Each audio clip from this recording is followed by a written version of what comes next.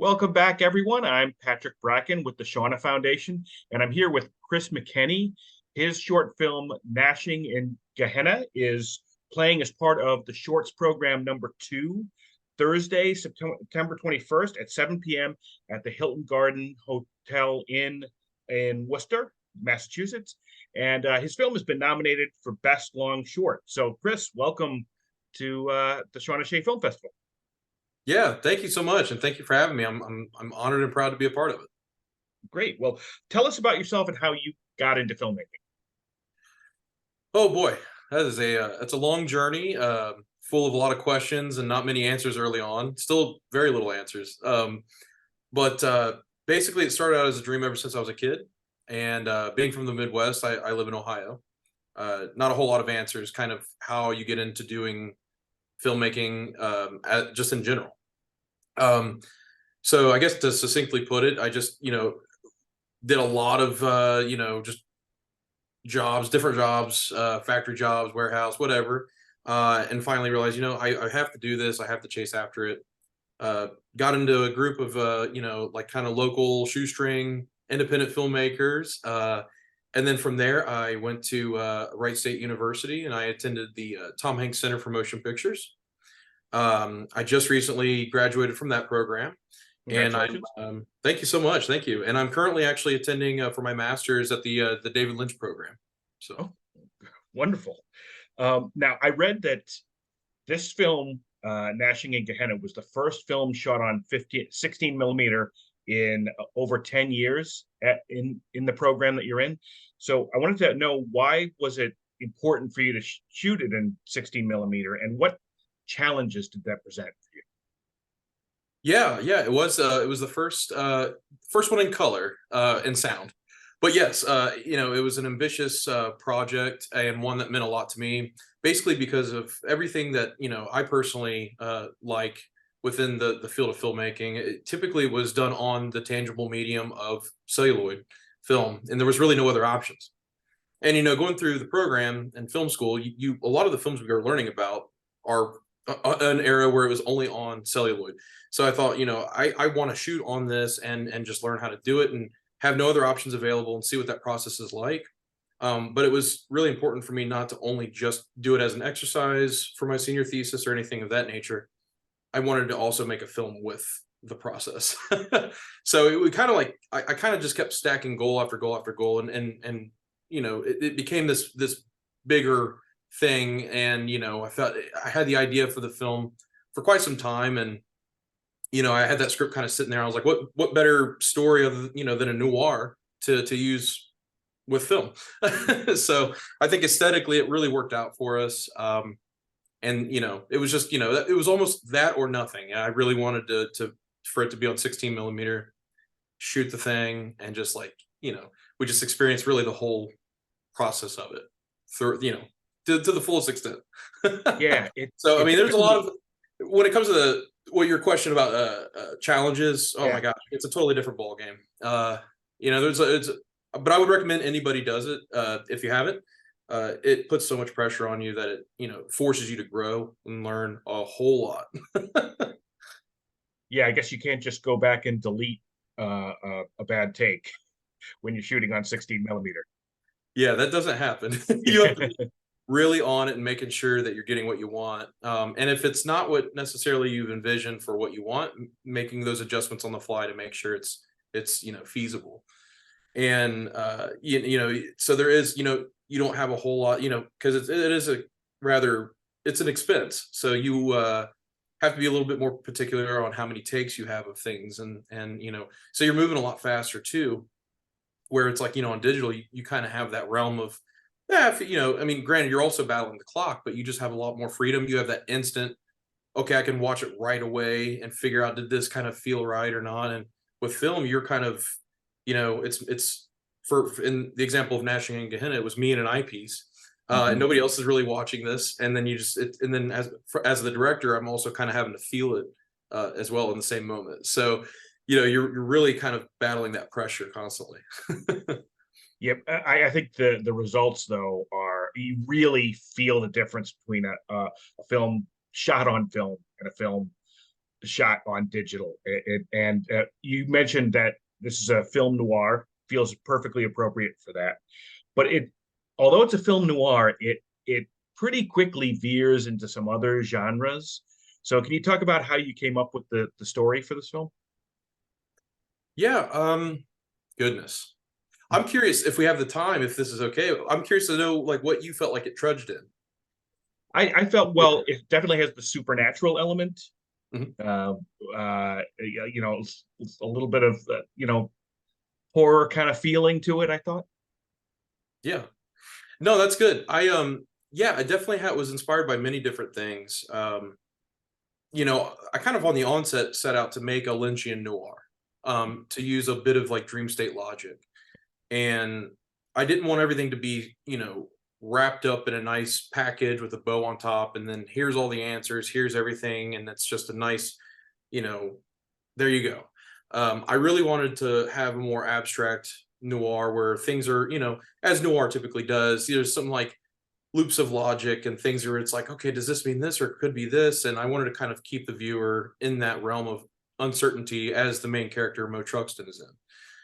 So that was like the first goal, and then secondly, I also thought, well, wouldn't it be really interesting to kind of have this noir, kind of like a more golden age feel, like the old Bogart films, but then like almost uh, juxtapose that with a more modern um, aesthetic. So like for example, in the film we have these wide shots that sort of like sit, but then we do super close-ups, which is something you would never see in that era of film.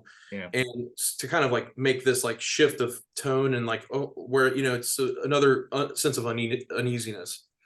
uh and then for the third act of the film, arguably, my goal was, okay, now let's take that noir aesthetic and that attitude of these fronts that these characters are putting up and rip it away, and have these characters become authentic and really just true to themselves and true to their, the relationships within. And so I was inspired by, Casablanca. Ghost was a huge inspiration, Patrick Swayze's Ghost. And Yeah. um and a little bit of role reversal too, like within that, little gender reversal from the Casablanca mindset. I don't want to spoil anything if you haven't seen the film yet, but so there was all these kind of elements going on that I sort of wanted to just turn on its side a little bit.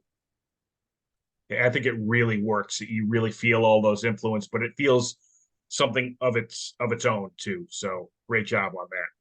Now, for the film, you worked with Lynn Lowry, and I don't know if you know this, but she's a festival favorite of ours. She was given a Lifetime Achievement Award from the Shauna Shea Film Festival last year. So I was just wondering what it was like working with a seasoned professional actress on this film. How did that change your approach? Or how did that help? That was really incredible. So first, Lynn Lowry was amazing. That was just an amazing experience being able to work with her. She is extremely professional. And it was, one thing that was really enlightening to me was just her professionality of how informed she was of the script, not just of her dialogue, but everybody's dialogue, kind of what everything was going on stylistically. And she memorized the script from front to back, basically. And that was very, very impressive. I connected with her years ago at a convention here in Ohio, and this was actually before even starting film school. And I kind of talked to her about like aspirations of working in the medium and stuff. She's like, well, I'm always, I'd love to work with you. And, so we kind of just exchanged information, left it at that.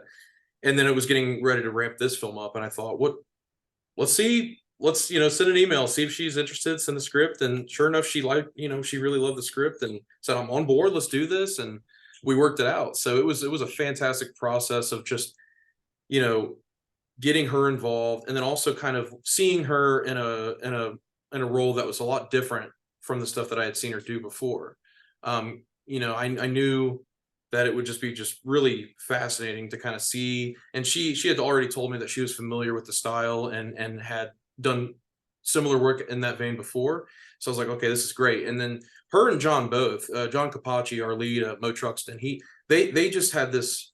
What we did was we did read-throughs through Zoom, and to kind of get a sense of the chemistry and things of that nature. We did them separately, and then we did one read of them together. And it was fascinating kind of seeing them come together, and they just came alive. And I felt really like they were connecting on a really magical level. And that was just like, okay, this is it. This is, it's wonderful.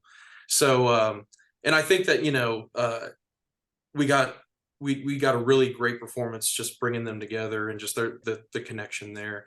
But Lynn was fantastic. Yeah, I'm familiar that she spoke this festival's praises. She loves the Shauna Shea, and so I thought, okay, yeah, I'm going to definitely submit, and I'm glad that I did. And yeah, Lynn Lowry is fantastic, absolute pro. And to not completely ramble on, but a crew, we had a pretty sizable crew for this. Most of us students that are about to graduate, some are students that had just graduated and came back to work on it, what have you. There's a few people that weren't students, but ultimately none of us, I don't think, had that type of experience firsthand working with somebody at that caliber. And that was just fantastic, where it was like, oh my gosh, this is everything, and just the expertise involved, and the very great attention she pays to minute details. It was fascinating. Oh, that's great. And we're so glad that you submitted to the festival, because it's a terrific film. And you're right, the two of them together, you feel the history that they have, which is so, again, I don't want to spoil things, but it's really important to this film that exists. So you mentioned that you're going for your master's. What else? What else is next for you? Are you working on another film, or? I am. Yeah, I'm actually. So it is a master's in screenwriting, which it's kind of helpful, considering I definitely need to do some more writing. I'm currently working on a feature script that I'm actually going to be shooting a short version of, or proof of concept, what have you. But it'll probably end up being like its own isolated short, along with a counter feature script. That is a story about kind of like existentialism, and dealing with like how we universally deal with the passing of loved ones. I kind of feel strongly about that subject, because there's not a whole lot of material in my viewing experience that sort of deals with the lingering loss of someone that you care about. So, a lot of movies, what they'll do is they focus on the loss, but then the characters move on. So I'm really trying to facilitate something where it's totally focusing on, okay, now what? What's that process like? How does that feel to not only see the process of loss through the person that is passing their life, but also like the people that are left behind. So that's what I'm working on. I'm also helping, actually, my first assistant camera operator for this film, Colby Ricker. He is actually, we're doing a vampire short as well toward the end of this year. So that'll be a lot of fun. He's going to be the director this time, and I'm going to be helping him actually doing camera stuff. So, but yeah, that'll be fun. Well, both of those shorts sound perfect for the Shauna Shea Film Festival. So I hope once you finish those, you'll submit them, because this film was fantastic, and I think the audiences are really going to enjoy it. Yeah, I hope so. I hope it really resonates, and I'm just really thankful that it's a part of the Shauna Shea Film Festival. Really, really love what the Shauna Shea is about, and what it does. And it's also really just great that we're blocked with Fang, Lynn Lowry's other film, right? That just released. I'm not sure actually if you're in the same block, so I don't want to mislead the audience. I think you're part of a shorts block, and that's that's separate. My apologies. That's okay. I just want to make sure people attend the right screening. So, but again, Chris Mckinney, thank you for joining us. And speaking of when the screening is, Thursday, September 21st at the Hilton Garden Inn in Worcester. That's going to be at 7 p.m. at Shorts Program number 2. Again, the film is nominated for Best Long Short. Chris, great job on the film, and we hope to see you again soon. Yeah, thank you so much. I really appreciate it. Enjoy it. Thanks.